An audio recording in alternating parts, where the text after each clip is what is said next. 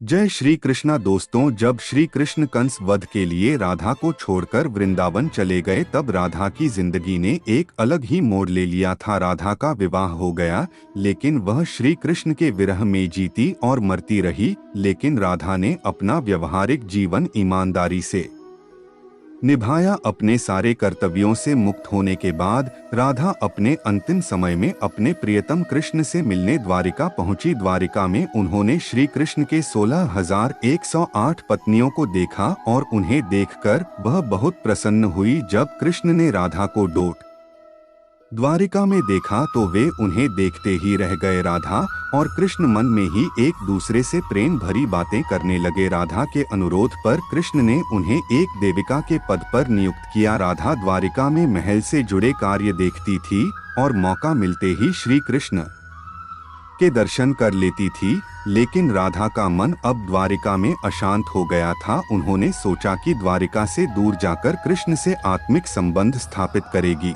इसलिए वे द्वारिका छोड़ पास के जंगल के गांव में रहने लगी। धीरे धीरे समय बिता और राधा बहुत कमजोर और अकेली हो गई। राधा का अंत निकट आ चुका था। उन्होंने धरती पर अपने 100 वर्ष पूरे कर लिए थे। उन्हें अपने अंतिम क्षणों में कृष्ण की बहुत याद सताने लगी। आखिरी समय में कृष्ण राधा के सामने भी आ गए और उन्हें अपनी बाहों में थाम लिया और धरती पर बैठ गए। कृष्ण ने राधा की अंतिम इच्छा पूछी और उन्हें कुछ मांगने को कहा। तब राधा ने कृष्ण से कहा कि वे उन्हें आखिरी समय तक बांसुरी बजाता देखना चाहती हैं।